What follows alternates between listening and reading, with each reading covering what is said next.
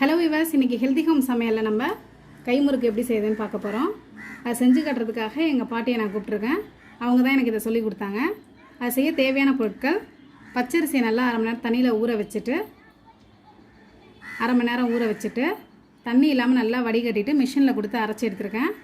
அப்புறம் அதை நல்லா சலித்து நைஸாக எடுத்து வச்சுக்கணும். வெள்ளை உளுந்தை நல்லா செவக்க வறுத்துட்டு மிஷினில் கொடுத்து அரைச்சி வச்சுருக்கேன். இதை நல்லா சல்லடையில் போட்டு நைஸாக சலித்து வச்சுக்கலாம். உப்பு, வெண்ணெய், ஜீரகம், பெருங்காயம். இப்போ எப்படி செய்யுதுன்னு பார்க்கலாம். செய்யலாமா பாட்டி? எத்தனை டம்ளர் மாவு போடணும்? 4 டம்ளர் அரிசி மாவு. 4 டம்ளர் அரிசி மாவு. தலையை நல்லா மட்டம் பண்ணிட்டு போட்டுக்கோங்க. அதுமாதிரி அரிசி மாவை அடைச்சி எடுக்க வேணாம், அப்படியே லூஸாகவே எடுத்துக்கோங்க.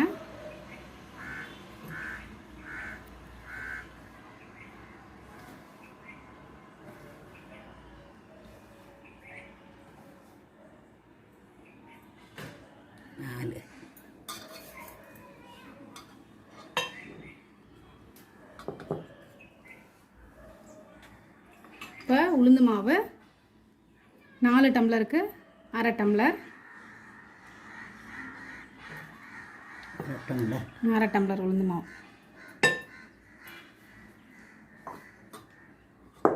அடுத்தது பாட்டி வெண்ணெய்.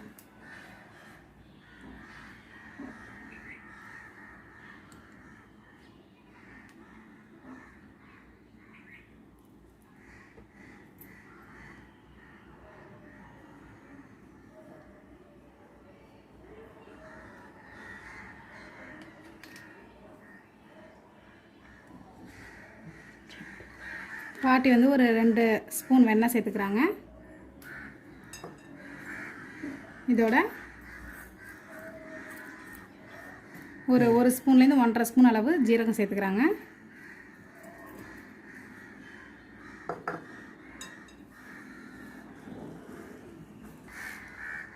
அரை ஸ்பூன் பெருங்காயம், 2 ஸ்பூன் உப்பு. டீஸ்பூனால் 2 ஸ்பூன் உப்பு எடுத்துக்கோங்க.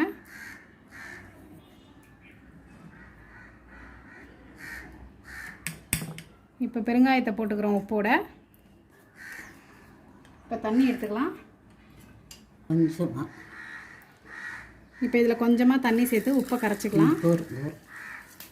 ஒரு 3 ஸ்பூன் ஊற்றுக்க சொல்லு தண்ணி. முதல்ல ஒரு 3 ஸ்பூன் தண்ணி ஊற்றி நம்ம நல்லா கரைச்சிக்கலாம் உப்பை.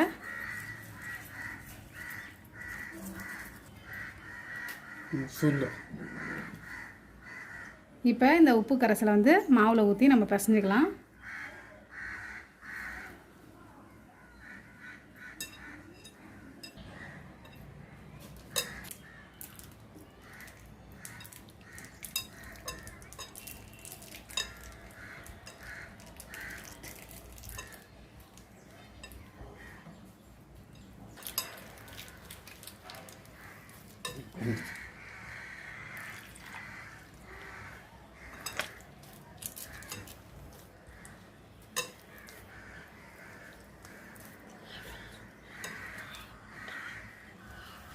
பாட்டி, நீங்கள் எப்படி இந்த கைமுறுக்கு கற்றுக்கிட்டீங்க?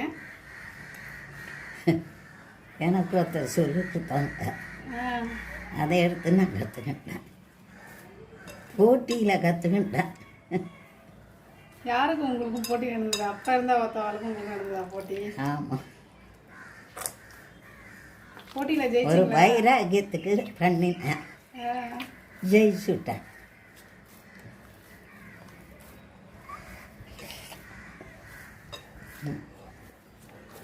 சுத்தம் முடிக்கணும். மாவு இப்போ ரெடி ஆகிட்டு ஏற்கனவே ஈரமாவாக இருக்கனால ஒரு டம்ளர் நம்ம எந்த டம்ளரால் எடுத்தோமோ அதே டம்ளரால் ஒரு டம்ளர் தண்ணி போதுமானதாக இருக்குது.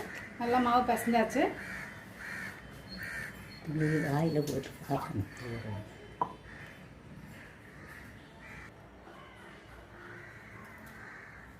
பாட்டி நல்லா யாராவது பிடிச்சி வைக்கலாம் சுவாமிக்கு வேண்டிய. ஏன்னா கொஞ்சமாக மாவை எடுத்து நல்லா கையில் அப்படி உருட்டி தேய்ச்சிக்கணும். தேய்ச்சினுட்டு எண்ணெய் அப்படி தொட்டு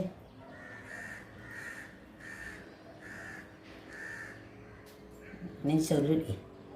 இந்த மாதிரி ஒரு வெள்ளை துணியை போட்டுட்டு அதில் நம்ம முறுக்கு புளிய போகிறோம். இந்த முறுக்கு சுற்றும் போது அதில் உள்ள ஈரத்தெல்லாம் அந்த வேட்டி இழுத்துடும். கொஞ்சம் நேரத்தில் காஞ்சி நல்லா கையில் எடுக்க வரும். பாட்டி நல்லா அருமையாக சுற்ற ஆரம்பிச்சிட்டாங்க.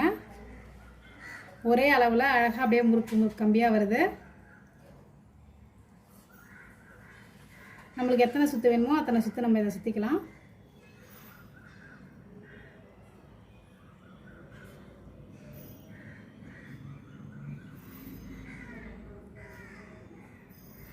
பாட்டிகிட்ட நான் குரு தட்சணை கொடுத்து இதை நான் கற்றுக்கிட்டேன்.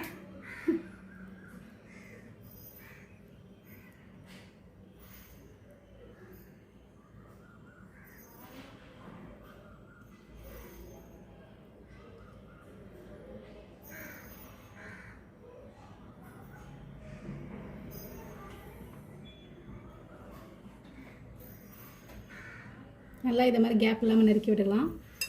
சூப்பராக வந்திருக்கு முறுக்கு. மாவு நான் இப்போ இந்த சைஸ் எடுத்திருக்கேன். பாட்டி என்ன சொல்கிறாங்கன்னா எப்போதுமே கையில் வச்சு இப்படி நல்லா இப்படி தேய்ச்சிட்டு அப்புறம் எண்ணெய் 2 விரலில் எண்ணெயை தொட்டுக்கணும். தொட்டுட்டு நம்ம செய்ய ஆரம்பிக்கலாம்.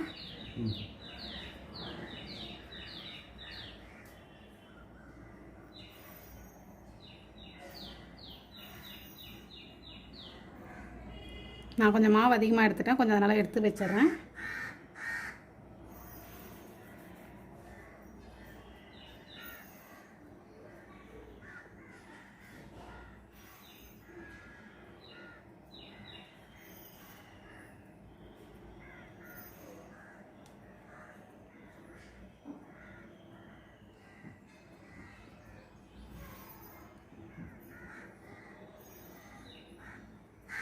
அப்படியே 2-3 விரலுக்கு நடுவில் நான் வச்சு அப்படியே மாவை ப்ரெஸ் பண்ணி சுற்றுறேன்.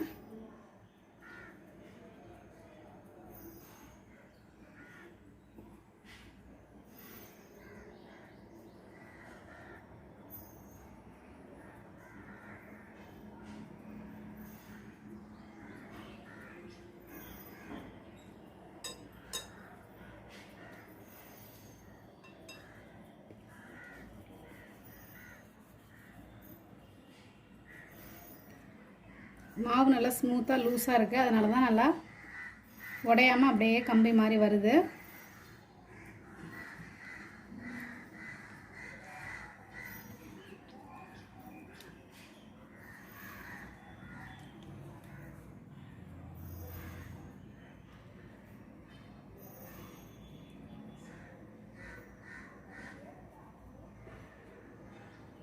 இப்போ கேப் எதுனா அப்படி நெருக்கி விட்டுக்கலாம். நம்ம இது நல்லா தண்ணியெல்லாம் இந்த முறுக்கு இந்த துணி வந்து தண்ணியை நல்லா இழுத்தோன்னே நம்ம இதை எண்ணெயில் போட்டு பொரிச்சு எடுத்துடலாம். பாட்டி கிடுகிடுன்னு சுற்ற ஆரம்பிச்சிட்டாங்க. நான் 1 சுற்றத்துக்குள்ளே பாட்டி 4 சுற்றிட்டாங்க.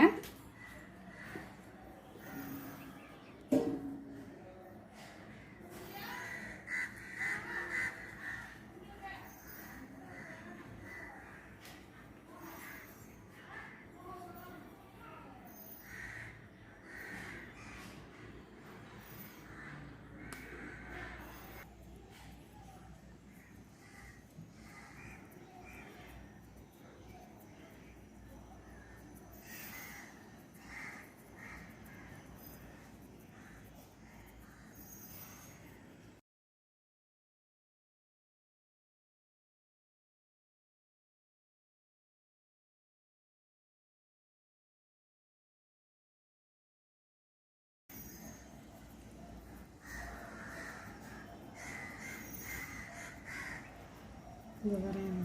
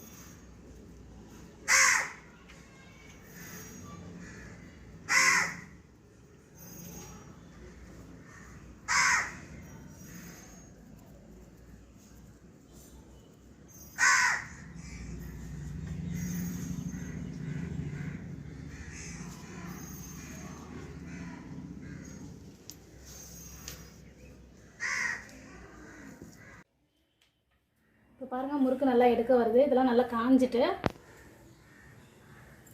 இங்கே வந்து முதல்ல சுத்த முறுக்குலாம் எடுத்துக்கலாம்.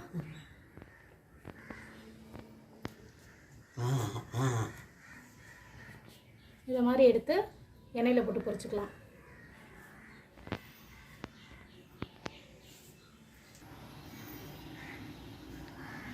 காஞ்சோன்னே இந்த மாதிரி துணியிலேருந்து எடுக்க வந்துடும் அழகாக. இதை நம்ம எண்ணெயில் பொறுமையாக அப்படியே போட்டுக்கலாம்.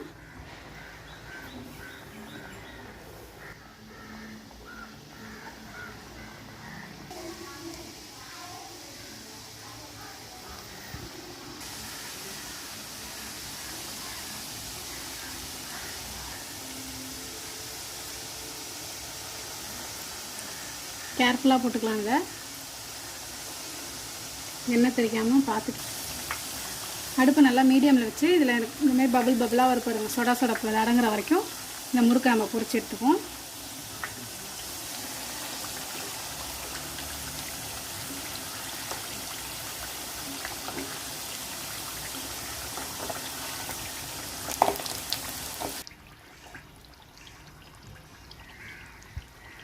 இப்போ பாருங்கள் நல்லா பபுள்ஸ் வரதெல்லாம் நின்றுட்டு இப்போ எடுத்துடலாம். இதை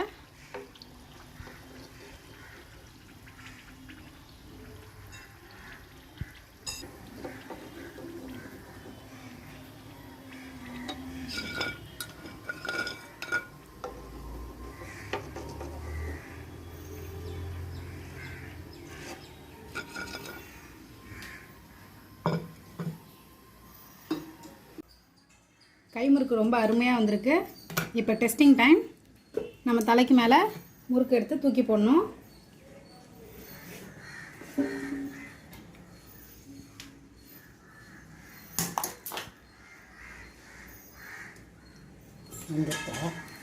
முறுக்கு பாருங்கள் அப்படியே பொல பொலன்னு உடஞ்சிட்டு உள்ளே பார்த்திங்கன்னா நல்லா குழா வந்திருக்குது.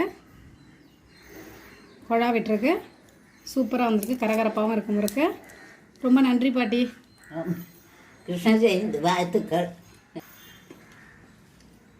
இன்னொரு வீடியோவில் நான் உங்களை சந்திக்கிறேன்.